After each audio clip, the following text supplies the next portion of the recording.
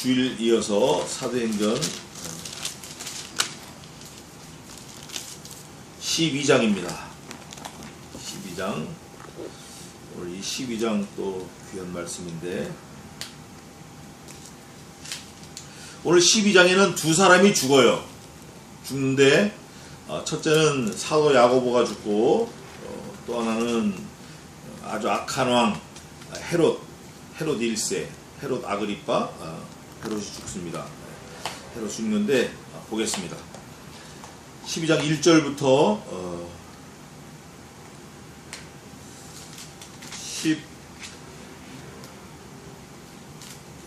10절까지 제가 공개하겠습니다. 10절까지 11절까지 하겠습니다. 베드로가 정신나는 것까지.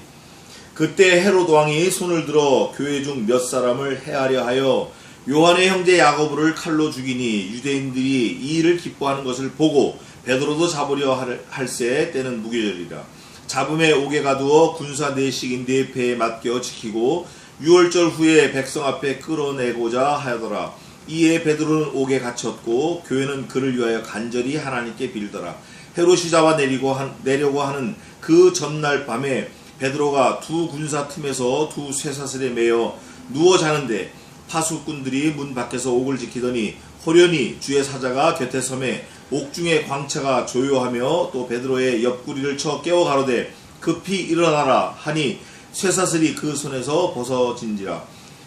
천사가 가로되 띠를 띠고 신을 들매라 하거늘 베드로가 그대로 하니, 천사가 또 가로되 겉옷을 입고 따라오라 한데, 베드로가 나와서 따라갈새 천사하는 것이 참인 줄 알지 못하고 환상을 보는가 하니라.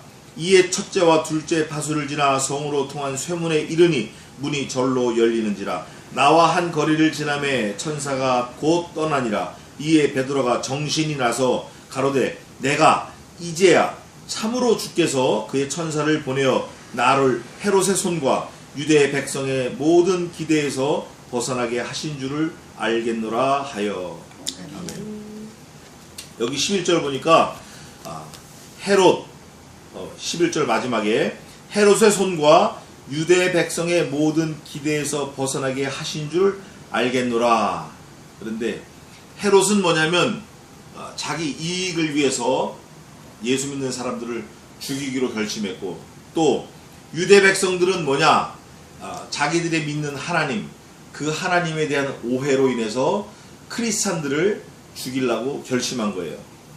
근데 그 죽이는 근본이 어디로부터 왔나? 요한복음 8장 44절에 잘 있는데, 사람을 죽인다,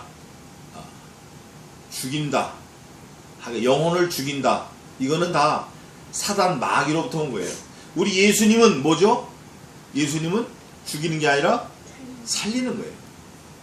그래서 싸울 때 안 믿는 사람들은 이놈의 새끼 너 죽고 나 죽자 이러지만, 우리 예수 믿는 사람들은 나 죽고 너 살아라. 이게 예수님의 정신이에요. 예수님은 살리는 영으로 오셨어요. 살리고자 오셨어요. 근데 오늘 보니까 두 사람이 죽는데, 그거를 좀 잠깐 보겠습니다. 1절입니다. 그때 헤롯 왕이 손을 들어 교회 중 몇 사람을 해하려 하여, 여기는 이제 헤롯 1세 아그리빠를 말합니다. 이 안경도 이거 안 좋은 것 같아.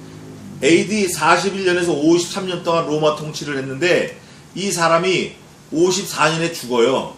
54년에 죽고 나이가 57살에 죽어요. 57살 나이에 AD 54년에 죽습니다. 죽는데, 죽는 이유가 성경에 뭐라고 기록되어 있지? 아까 마지막에 한번 읽어보세요. 12장 23절 한번 읽어보세요. 헤롯이 영광을 하나님께로 돌리지 아니하는 이도로 주의 사자가 곧 친히 충이 먹어 죽으리라. 자, 여기 왕이 헤롯 1세 아그리빠가 죽은 내용이 자세하게 나오는데, 이 사도행전을 쓴 분이 의사기 때문에 그냥 써도 그냥 죽었다 이게 아니라 아주 자세하게 써놨어요. 요 한 절에 뭐라고 되어 있냐면, 왜 죽었죠? 영광을 하나님께 돌리지 않았어. 죽은 이유는 그거야. 죽은 이유는 그거고, 또 죽인 그 통로는 뭐냐면 하나님의 사자가 죽였고, 죽인 방법은 회충으로 인해서 죽었다. 회충. 한 1년 앓다가 죽었어요. 역사적으로 보면 한 1년 앓다가 죽었는데, 그러니까 AD 53년에 두들겨 맞아가지고 54년에 죽었어요. 57살에.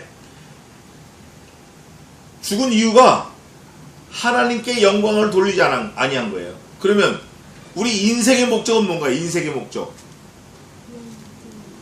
인생의 목적이 웨스트민스터 신앙고백서 1조 1항에 잘 나와 있는데, 사람은 하나님 그 한 분만을 즐거워하고 기뻐하고 그분께 영광을 돌리게끔 만들어져 있다, 그거예요.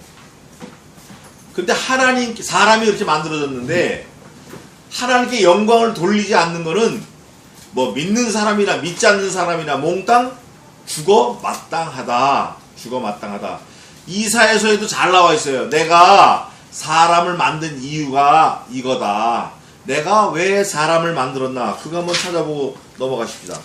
이사야 몇 장에 있죠?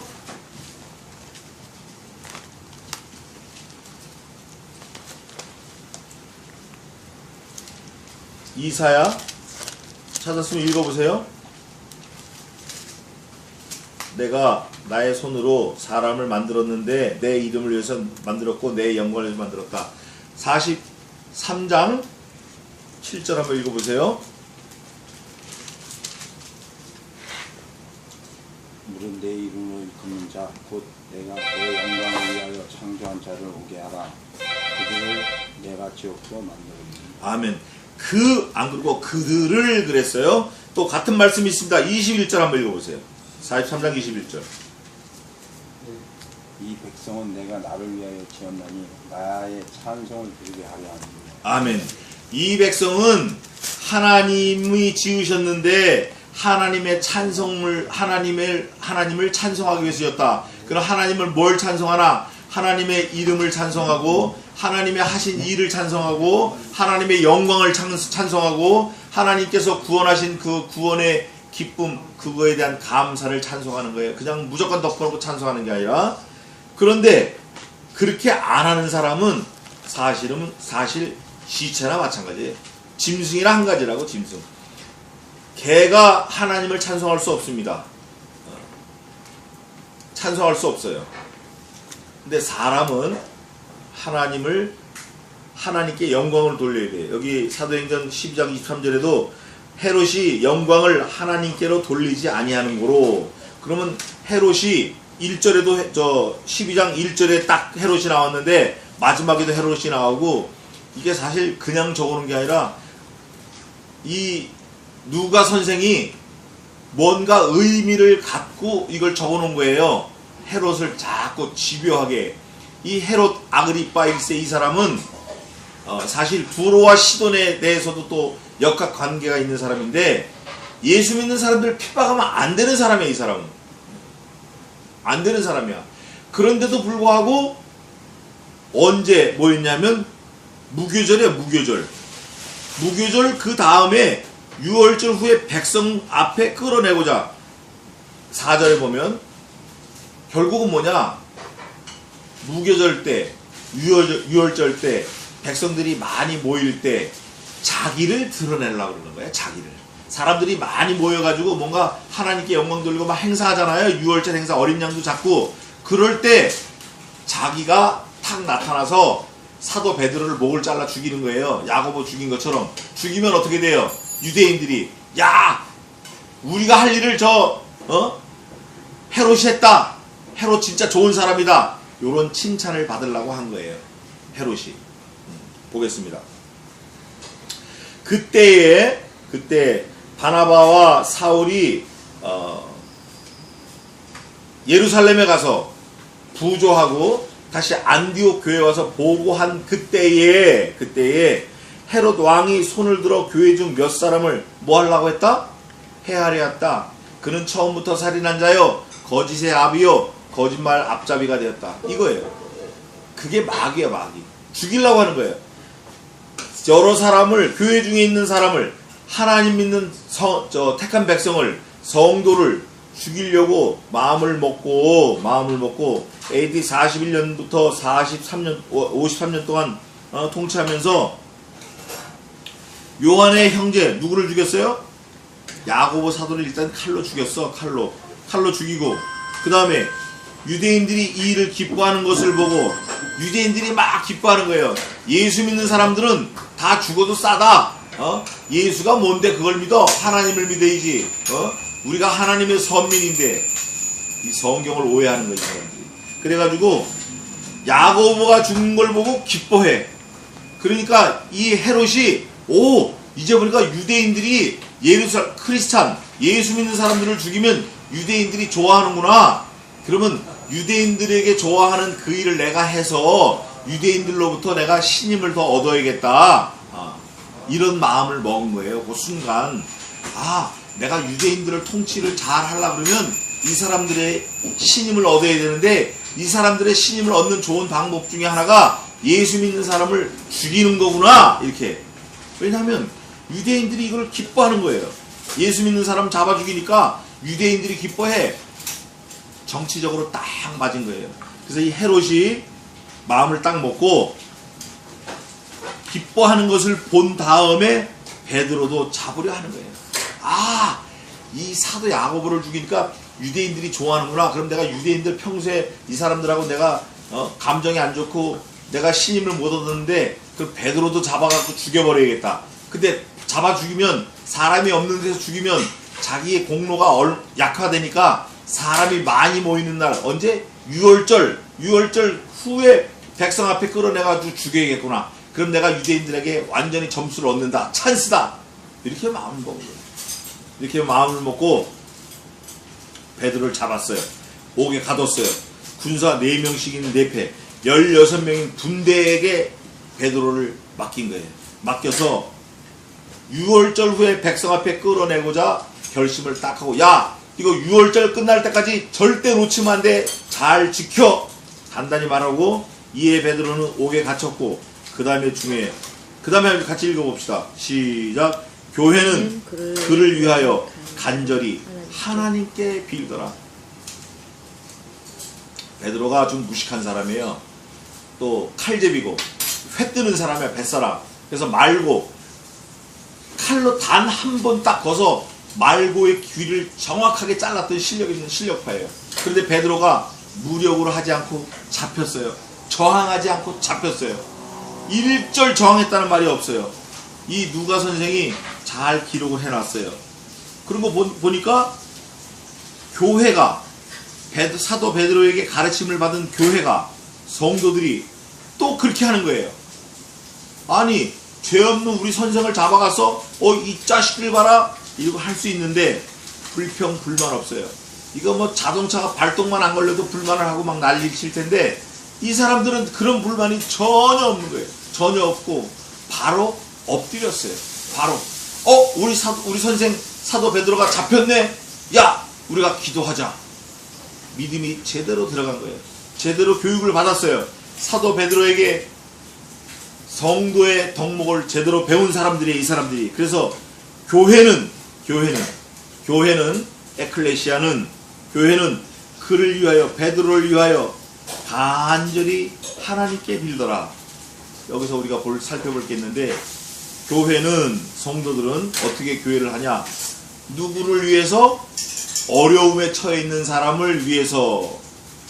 두 번째, 합심해서 기도하는 거야. 합심해서. 교회가 개인이 아니라 단체니까 합심해서. 세 번째는 어떻게 기도해야 되죠?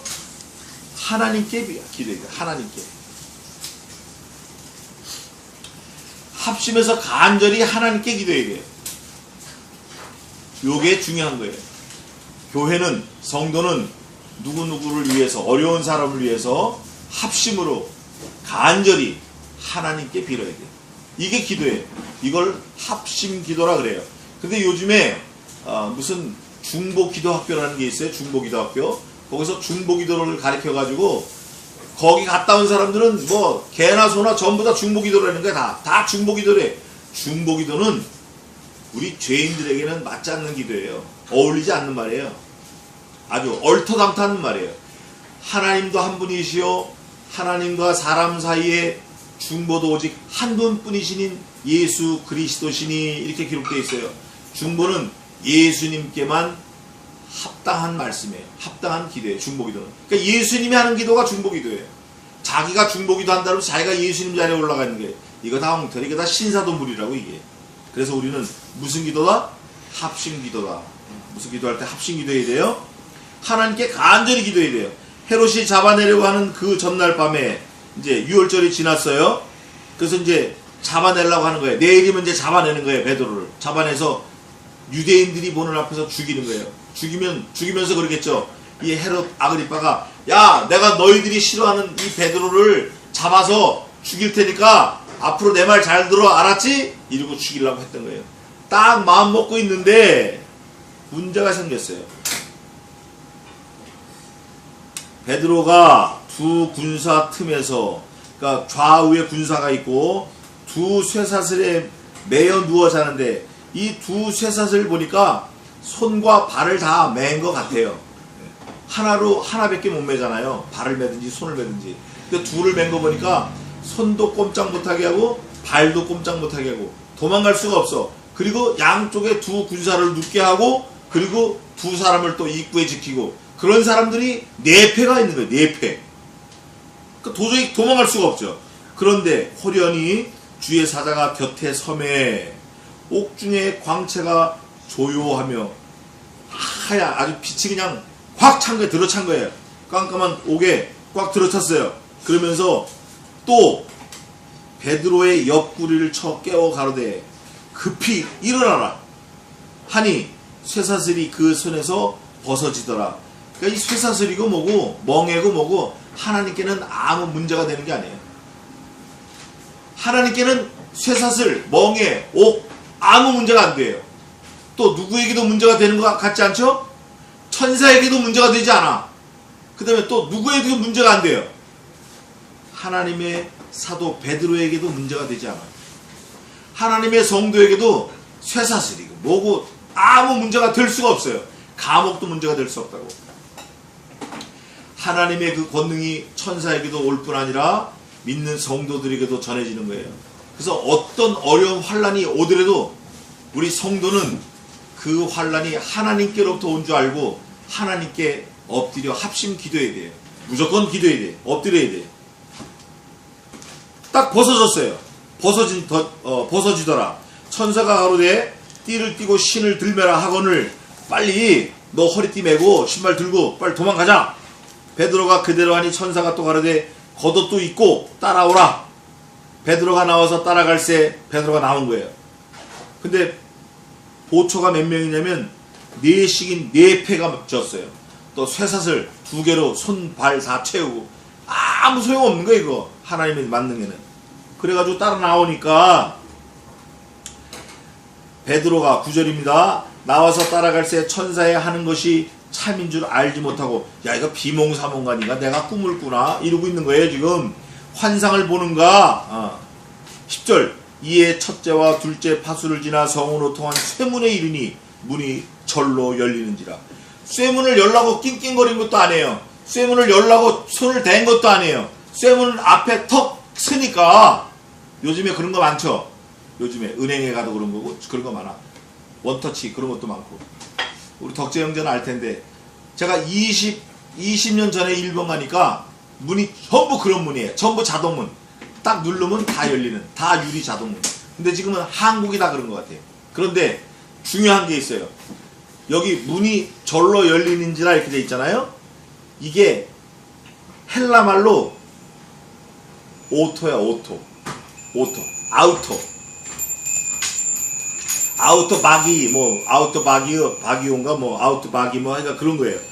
오토가 여기서 나온 거예요. 자동이.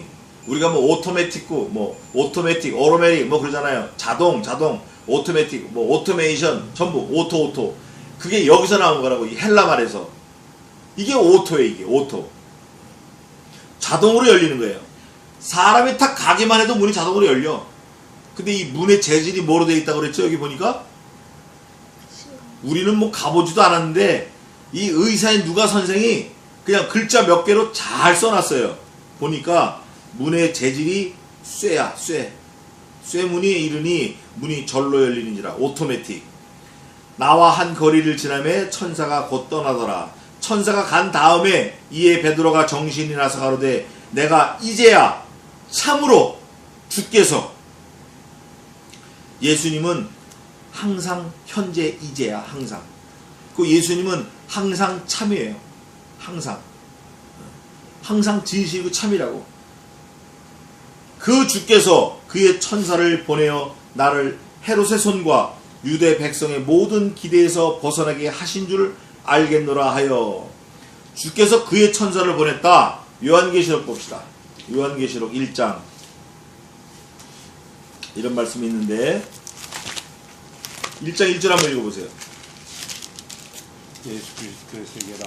이는 하나님이 그에게 주사 반드시 속히 될 일을 그 종들에게 보이시려고 그 천사를 그 종 요한에게 보내어 지시하신 것이라. 아멘. 예수 그리스도께서 천사도 보내고 누구도 보내요? 그 종도 보내고 지시해서 우리에게까지 온 거예요. 그게 똑같은 일이 계시록 1장 1절에 있었던 그 내용이, 그 일이, 그 사건이, 그 예수님이 하시는 그 사역이, 예수님이 하시는 그 일이 여기 일어난 거예요.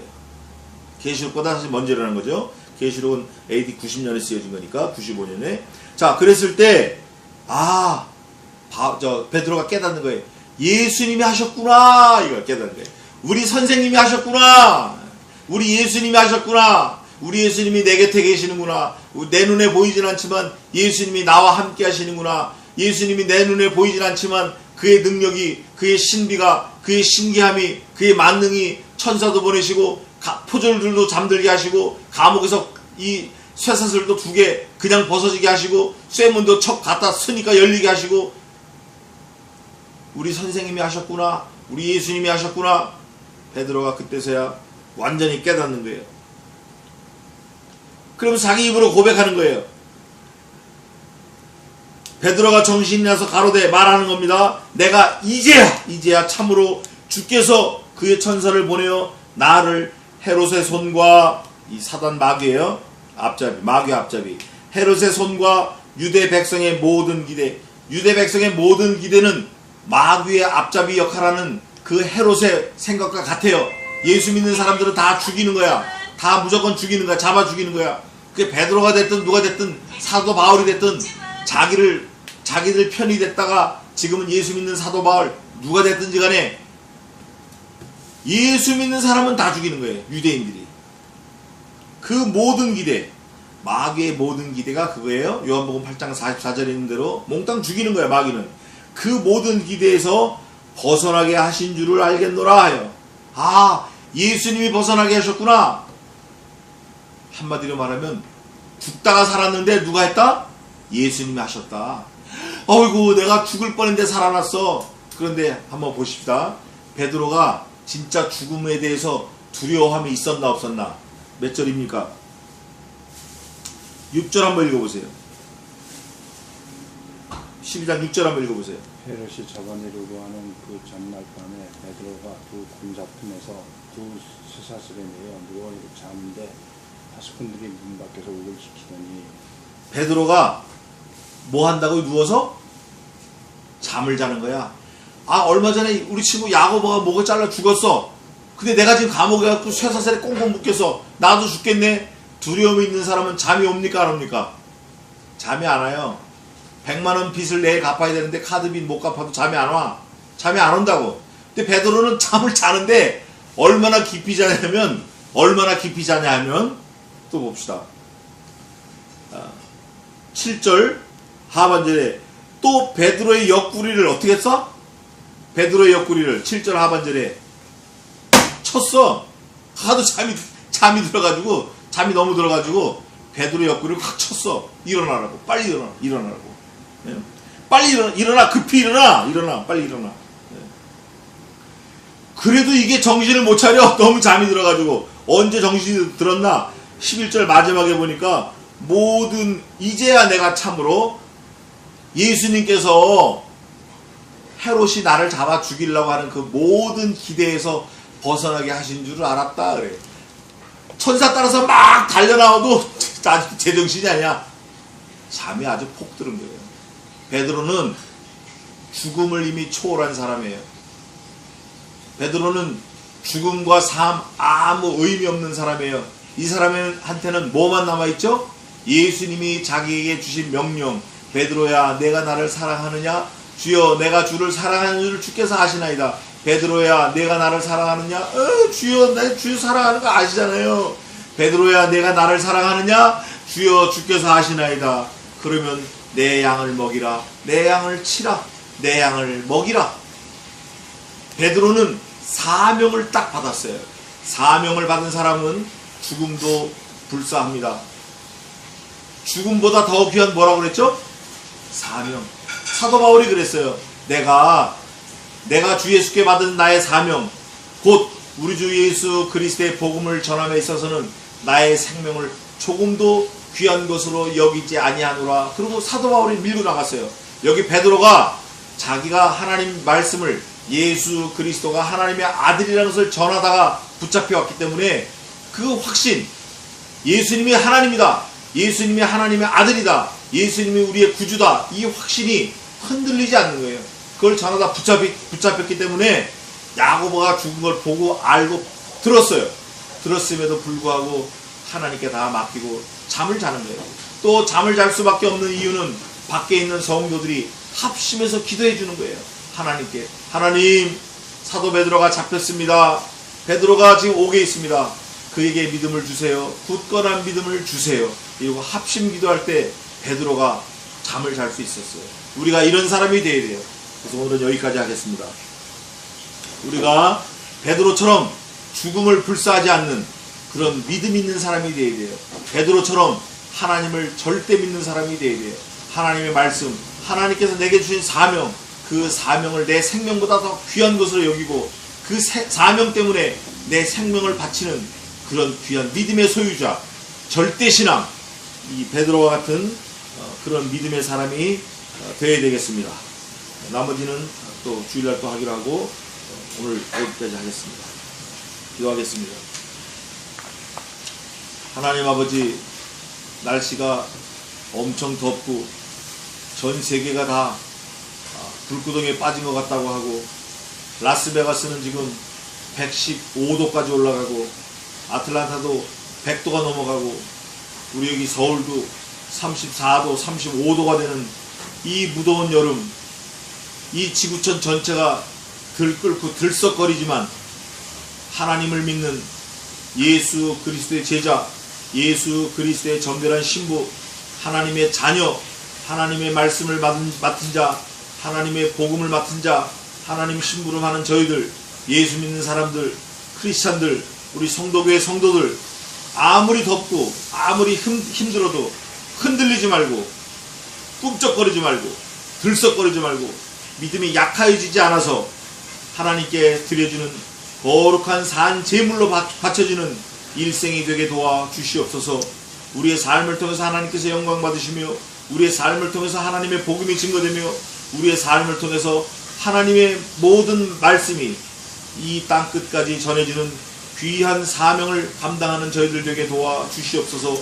베드로가 죽음을 눈앞에 두고도 꿈쩍하지 않고 잠을 잘 잘 수 있었던 믿음을 가진 것처럼 우리도 믿음을 가져서 세상 사는 동안 이 모양 저 모양 어렵고 힘든 일이 다가올지라도 흔들리지 말고 꿈쩍거리지 말고 들썩거리지 말고 잘 믿음으로 견뎌내고 지켜내서 하나님 앞에 온전한 믿음을 보이는 저희들이 되게 도와 주시옵소서. 우리의 행함으로 믿음을 보이라고 명령한 사도 야고보처럼 우리가 입으로만 할 것이 아니라 우리의 삶으로, 우리의 행동으로 우리의 믿음을 하나님 앞에 내보이는 귀한 삶을 살 수 있도록 도와 주시옵소서. 베드로의 믿음을 갖기를 원합니다. 베드로의 신앙을 갖기를 원합니다. 베드로의 확신을 갖기로 원합니다. 베드로가 비록 부인하고 도망가고 욕하고 했지만 부활의 주님을 만나서 흔들리지 않는 신앙을 가진 것처럼 저희들도 부활의 주님을 만나고 있고 완성된 계시 종결된 계시 성경 말씀을 받았사오니 우리가 이 말씀을 가지고 흔들리지 않는 믿음을 이 땅에서 삶으로 드러낼 수 있도록 도와주시옵소서. 더운 날씨에도 하나님 붙들어 주심을 감사하며 예수님의 이름으로 기도하옵나이다. 아멘. 찬송 한 장 더 하고 축도하고 마치겠습니다.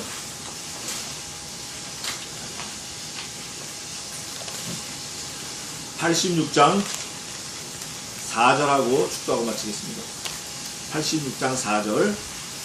내 이후에 천국 올라가서 모든 성도들과 다 함께 우리들을 구하신 주를 찬양하리라. 미쁘신 나의 좋은 친구, 내가 의지하는 예수, 나의 사모하는 친구, 나에게도 들으사 응답하여 주시니 미쁘신 나의 좋은 친구.